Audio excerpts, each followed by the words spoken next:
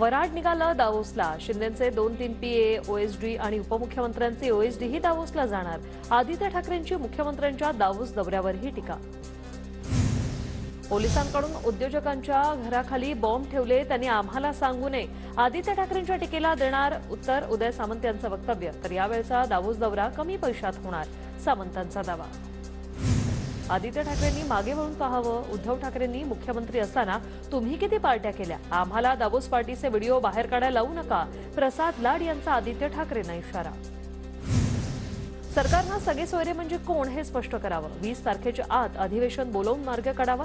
जरांगेंचं सरकारला आवाहन. तर तोडगा न निघाल्यास आपणही मोर्चात बसू. बच्चू कडूंचा सरकारला इशारा.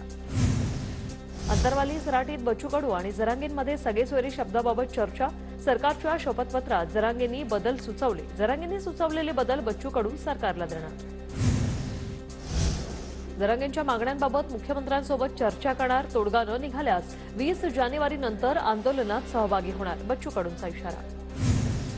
मंडल आयोग रद्द करा. 20 तारखेआधी सगळे सोयऱ्यांबाबत कायदा करा. नोंदी मिळालेल्यांच्या रक्तातील सगळे सोयऱ्यांना प्रमाणपत्र द्या. मनोज जरांगेंची मागणी. मंडल आयोग कोणी रद्द करू शकत नाही. सरकारनं जरांगेंच्या दबावात निर्णय घेतल्यास आम्ही रस्त्यावर उतरणार. आम्हीही मुंबईतील आंदोलनावर ठाम.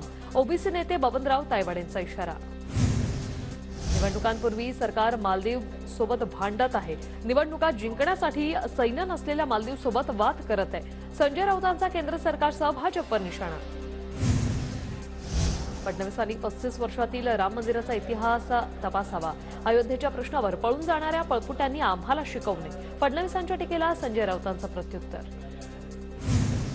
मांसाहार करणारा प्रत्येक माणूस शेण खात असेल तर देशातील 77% लोक शेण खातात. फडणवीसांच्या टीकेनंतर जितेंद्र आव्हाडांचा पलटवार. दक्षिण मुंबई लोकसभेच्या जागेवरील दावा भाजपला सोडावा लागणार. मिलिंद देवरा शिंदे गटात गेल्यानं भाजपला दक्षिण मुंबईची जागा शिंदे गटाला सोडावी लागेल. सूत्रांची माहिती. काँग्रेसचे 2 कार्याध्यक्ष आणि 2 माजी राज्यमंत्री भाजपमध्ये येणार. तर मिलिंद देवरांनंतर काँग्रेस सोडणाऱ्यांची रांग लागणार. भाजप नेते आशिष देशमुख यांचा दावा. कालच्या महायुतीच्या महामेळाव्यांनी महाविकास आघाडीची हवा निघाली. राज्यात काँग्रेस छोडो यात्रा सुरू झाली. मिलिंद देवरांनी नुकतीच काँग्रेसला सोडचिठ्ठी दिली. प्रसाद लाड यांचा काँग्रेसवर निशाणा. शिंदेच्या खासदारांचा भाजपच्या चिन्हावर लढण्याचं मत असून दुसऱ्या पक्षातील लोकांना आपल्याकडे खेचण्याचा भाजपचा प्रयत्न असल्याचं रोहित पवारांचं वक्तव्य. तर अजितदादा मित्रमंडळाचे काही नेते भाजपच्या संपर्कात असल्याचंही केलं विधान. कल्याण लोकसभा मतदारसंघातून श्रीकांत शिंदेंविरोधात सुषमा अंधारेंना तिकीट द्या. ठाकरे गटाचे पदाधिकारी उद्धव ठाकरेंकडे मागणी करणार. माजी आमदार सुभाष भोईर आणि आदित्य ठाकरेंचंही नाव चर्चेत. आम्ही ऑपरेशन केलं तर तुमचा सोमय्या व्हायला वेळ लागणार नाही. ठाकरे गटाचे आमदार नितीन देशमुख यांचा अमोल मिटकरींना इशारा. मिटकरींनी राऊतांवर केलेल्या टीकेचा नितीन देशमुखांकडून समाचार. शिंदे गटाचे आमदार महेंद्र दळवींनी घेतली राज ठाकरेंची भेट. राज ठाकरे आज अलिबाग दौऱ्यावर असताना झाली भेट. भाजपच्या राज्यातील मंत्र्यांची उद्या दिल्लीत महत्त्वाची बैठक. लोकसभेच्या पार्श्वभूमीवर पंतप्रधान मोदी बैठक घेणार. राज्यातील भाजपचे प्रमुख नेते आजच दिल्लीला रवाना. अंगणवाडी सेविकांच्या संपाविरोधात गुणरत्न सदावर्तेंची हायकोर्टात याचिका. संपामुळे 74,000 बालकांना फटका आणि महिलाही पौष्टिक आहारापासून वंचित असल्याचा याचिकेतून दावा. शरद पवार उद्या सीमा भागातल्या दौऱ्यावर.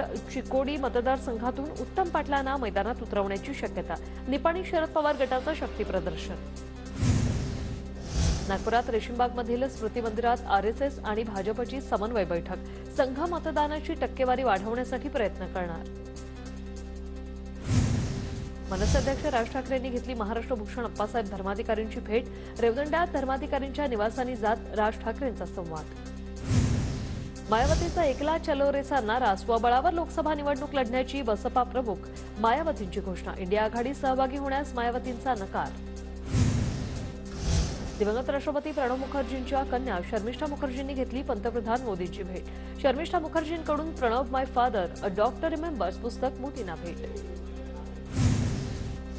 दिल्लीतील कथित दारू घोटाळा प्रकरणी केसीआर यांच्या मुलीला समन्स. के कविता यांना उद्या चौकशीसाठी हजर राहण्याचे आदेश.